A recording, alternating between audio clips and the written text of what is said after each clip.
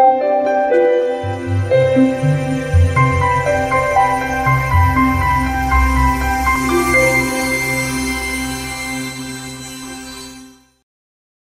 इस वीडियो में हम लोग देखेंगे डिलीट, कॉपी और मूव हम लोग कैसे कर सकते हैं किसी भी फाइल या फिर किसी भी डायरेक्टरी को। तो चलिए स्टार्ट करते हैं बेसिक एक डायरेक्टरी डिलीट करके। तो अभी हम लोग देखते हैं pwd प्रेजेंट वर्किंग डायरेक्टरी हम लोग का क्या है। उसके बाद हम लोग जाते हैं dir1 के अंदर dir4 है, ll करोगे तो हमें दिखेगा dir5 एक डायरेक्टरी है। तो सिंटैक्स क्या है हम लोग का डिलीट करने के लिए डायरेक्टरी, rmdir रिमूव डायरेक्टरी। कौन सा वाला डायरेक्टरी डिलीट करना है, dir5 डिलीट करना है। लेकिन ये डायरेक्टरी डिलीट नहीं हुआ, क्यों? एरर मैसेज से ही हमें पता चल रहा है डायरेक्टरी नॉट एम्प्टी। किसी भी डायरेक्टरी को डिलीट करने के लिए हमें चाहिए वो डायरेक्टरी एम्प्टी हो। तो डायरेक्टरी 5 के अंदर हम लोग जाके देखते हैं क्या है। इसके अंदर अगर हम लोग देखेंगे डायरेक्टरी 5 के अंदर डायरेक्टरी 6 है। तो क्या डायरेक्टरी 6 एम्प्टी है? cd dir6 करके देखते हैं, एल करेंगे। इसके अंदर भी बहुत सारी चीज़ है, cd dir8 करके देखते हैं। तो यहाँ पे डायरेक्टरी 8 एम्प्टी है। तो अगर हम लोग यहाँ पे इसी के अंदर रह के हम लोग डायरेक्टरी को डिलीट करना चाहेंगे rmdir dir8, तो क्या ये डिलीट होगा? नो सच फाइल और डायरेक्टरी, क्योंकि डायरेक्टरी 8 के अंदर कोई डायरेक्टरी 8 नहीं है। तो इसे डिलीट करने के लिए हमें क्या करना पड़ेगा, पीछे जाना पड़ेगा। तो पीछे जाके हम लोग क्या कर सकते हैं, rmdir8, ये डिलीट हो गया सक्सेसफुली, क्योंकि ये वाला एम्प्टी था, इस डायरेक्टरी के अंदर कुछ भी नहीं था। अब हम लोग थोड़ा पीछे जाते हैं, डायरेक्टरी 5 के अंदर डायरेक्टरी 6 है, डायरेक्टरी 6 के अंदर फाइल 3 और फाइल 4 है। तो हम लोग क्या करता है, नया डायरेक्टरी क्रिएट करता है। वो हमें पता है mkdir dir7 और dir8 जैसे एक साथ हम लोग क्रिएट कर सकते हैं। क्या हम लोग रिमूव भी एक साथ कर सकते हैं? ट्राई करके देखते हैं, rmdir dir7 और dir8। तो यहाँ पे हम लोग ने देखा मल्टीपल डायरेक्टरीज भी एक साथ डिलीट हो सकता है, जैसे मल्टीपल डायरेक्टरीज एक साथ क्रिएट होते थे। लेकिन डिलीट करते टाइम हमें ये इंश्योर करना पड़ेगा कि सारे डायरेक्टरीज एम्प्टी है। अगर एम्प्टी नहीं है तो क्या हम लोग सबके अंदर जा जाके देखें और सबको डिलीट करें? ऐसा तो होगा नहीं। तो उसका भी एक सोल्यूशन है, वो क्या है थोड़ी देर में देखेंगे हम लोग। अभी पहले देखते हैं, जैसे हम लोग ने डायरेक्टरीज डिलीट किया वैसे क्या हम लोग फाइल्स डिलीट कर सकते हैं। उसके लिए एक फाइल क्रिएट करता है। तो यहाँ पे हम लोग का dl.txt एक फाइल हम लोग का क्रिएट हो गया। अभी हम लोग देखते हैं rmdir dl.txt करके। rmdir क्या है, रिमूव डायरेक्टरी, नाम से ही पता चल रहा है। तो इसे आप एग्जीक्यूट करोगे तो एरर आ जाएगा नॉट ए डायरेक्टरी, क्योंकि delete.txt एक फाइल है, डायरेक्टरी नहीं है। तो फाइल डिलीट करने के लिए कुछ तो कमांड होना चाहिए, ये अगर नहीं है तो फाइल डिलीट करने के लिए कमांड क्या है, rm, dir नहीं है, सिर्फ rm। उसके बाद जो भी फाइल का नेम है वो हम लोग दे सकते हैं। सपोज dl.txt देता है, इसे एग्जीक्यूट करेंगे तो हम लोग देख सकते हैं वो फाइल भी डिलीट हो गया। अब कुछ टाइम पहले हम लोग ने एक प्रॉब्लम डिस्कस किया था, जहाँ पे अगर फोल्डर्स एम्प्टी नहीं है तो कैसे हम लोग डिलीट करें। एक एक फोल्डर के अंदर जाके उसे डिलीट नहीं कर सकते, तो रिकर्सिवली हमें डिलीट करना पड़ेगा। तो रिकर्सिवली डिलीट करने के लिए हम लोग क्या यूज़ कर सकते हैं, rm-r, जो भी फोल्डर है उसे। सपोज यहाँ पे मैं डायरेक्टरी 7 क्रिएट करता हूँ और डायरेक्टरी 7 के अंदर मैं क्रिएट करता हूँ डायरेक्टरी 8। तो अभी हम लोग क्या करेंगे, ट्राई करेंगे डायरेक्टरी 7 को डिलीट करने के लिए। लेकिन हमें पता है rmdir में वो डिलीट होगा नहीं, क्योंकि डायरेक्टरी 7 के अंदर डायरेक्टरी 8 है। तो हम लोग रिकर्सिवली कैसे डिलीट करेंगे, rm-r dir7। अगर ये आप एग्जीक्यूट करोगे सक्सेसफुली डिलीट हो गया।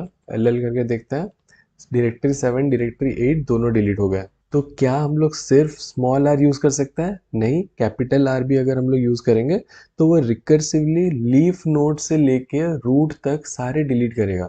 यहाँ पे 7 के अंदर 8 था, अगर 8 के अंदर 9 10 11 भी होता तो अंदर से 11 पहले डिलीट होगा, फिर 10, फिर 9 8, फिर जो फाइनली 7 है वो डिलीट होगा। तो अभी अगर आप लोग पूछोगे rm-r से अगर हम लोग का डायरेक्टरी डिलीट हो रहा है तो फिर rmdir कमांड यूज़ करने का ज़रूरत ही क्या है। तो यहाँ पे एक फोल्डर क्रिएट करता है, सपोज dir7। तो यहाँ पे dir7 हम लोग का है।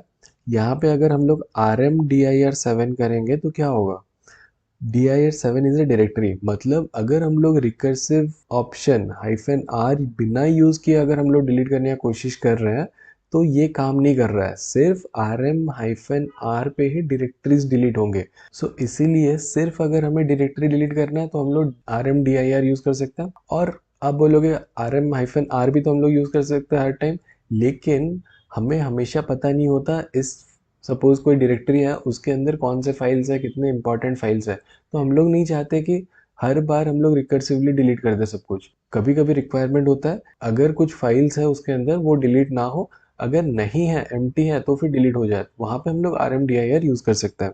तो rm-r के तरह हम लोग और दूसरा क्या ऑप्शन है हम लोग के पास, rm-i, सपोज file3.txt है, मैं इसे फाइल को डिलीट करना चाहूंगा इंटरएक्टिवली, rm-i file3.txt।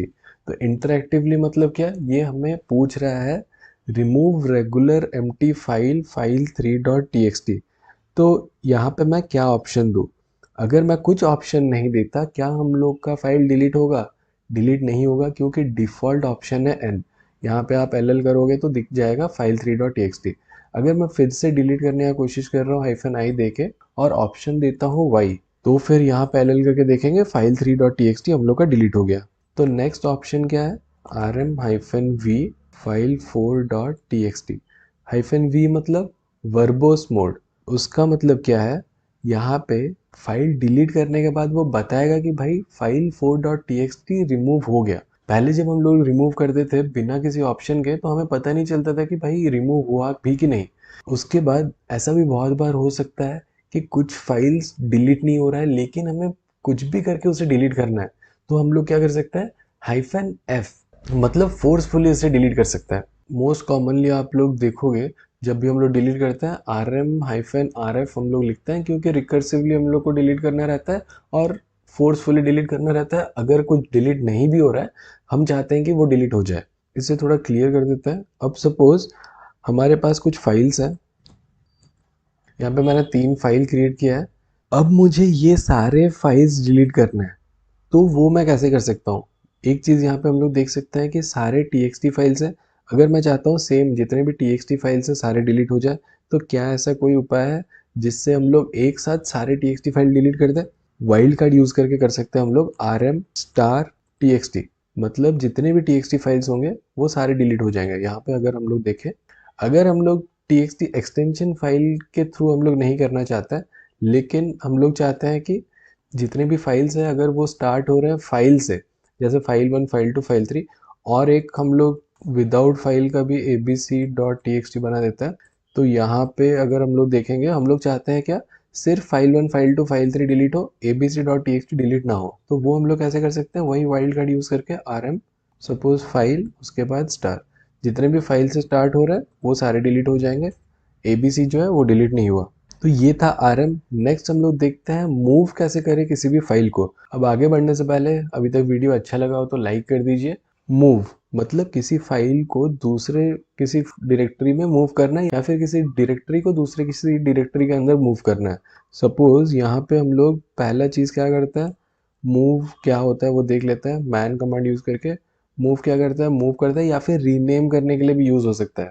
उसके कुछ यहाँ पे ऑप्शंस है वो जाके आप चेक कर सकते हो। तो पहला चीज़ क्या है, हम लोग यहाँ पे पहले एक फाइल क्रिएट करते हैं, सपोज फाइल 1, उसमें टेस्ट सेव करके सेव कर देते हैं Ctrl+D दबा के।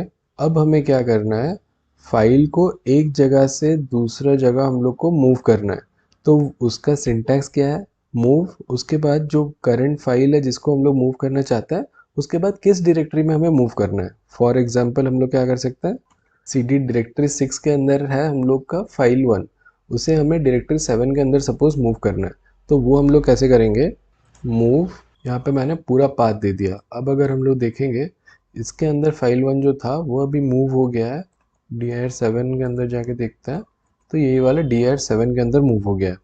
अब अगर हमें रीनेम करने के लिए यूज़ करना है तो वो हम लोग कैसे कर सकते हैं, सिंपल मूव कर सकते हैं फाइल 1 को, और यहाँ पे नया फाइल का जो नेम है वो हम लोग दे देता है फाइल 2 सपोज। तो यहाँ पे क्या हुआ, जो फाइल 1 था वो रीनेम होके फाइल 2 उसका नाम हो गया। तो मूव के कुछ ऑप्शंस क्या है, -i इंटरैक्टिव मतलब परमिशन मांगेगा कि करना है कि नहीं। जैसे हम लोग ने रिमूव किया था वाइल्ड कार्ड कैरेक्टर के साथ, वैसे ही हम लोग मूव भी कर सकते हैं वाइल्ड कार्ड कैरेक्टर्स के साथ। अब हम लोग देखते हैं फाइल कॉपी कैसे किया जाए। उसके लिए हम लोग यूज करते हैं cp कमांड। यहाँ पे हम लोग देख सकते हैं हम लोग का abc.txt एक फाइल है, उसे हम लोग को कॉपी करना है। सपोज abc.txt का एक डुप्लीकेट बनाना है abc1.txt। तो सिंपल हम लोग क्या कर सकते हैं, कॉपी कर सकते हैं abc.txt को abc1.txt। तो ll करोगे तो यहाँ पे हम लोग का एक कॉपी हम लोग का यहाँ पे क्रिएट हो गया। जैसे हम लोग का कॉपी क्रिएट हुआ, सिमिलरली हम लोग का डायरेक्टरी का कॉपी भी हम लोग क्रिएट कर सकते हैं। फाइल की जगह पे हम लोग डायरेक्टरी दे सकते हैं या फिर पूरा डायरेक्टरी का एब्सोल्यूट पाथ भी दे सकते हैं। तो कॉपी के कुछ ऑप्शंस क्या है, जैसे -r डायरेक्टरीज के साथ अगर हम लोग को सब डायरेक्टरीज भी कॉपी करना है रिकर्सिवली, जैसे हम लोग रिकर्सिवली डिलीट करते थे वैसे अगर रिकर्सिवली कॉपी करना है तो -r हम लोग यूज कर सकते हैं। अगर हम लोग को मल्टीपल फाइल्स भी कॉपी करके एक साथ हम लोग को एक जगह पे कॉपी करना है तो वो हम लोग एक साथ कर सकते हैं। -बैकअप हम लोग यूज कर सकते हैं एग्जिस्टिंग फाइल का बैकअप लेने के लिए कॉपी करने से पहले। -i हमें पता है इंटरैक्टिव मोड पे हम लोग को कॉपी करने के लिए हम लोग यूज कर सकते हैं। -p एट्रीब्यूट प्रिजर्व करने के लिए एक फाइल का वो हम लोग यूज कर सकते हैं। तो ये था सिंपल कॉपी, रिमूव और मूव करने के लिए कमांड्स लिनक्स में। वीडियो अच्छा लगा हो तो लाइक कर दीजिए, फ्रेंड्स लोग के साथ भी शेयर कर दीजिए। नेक्स्ट वीडियो मिलता है।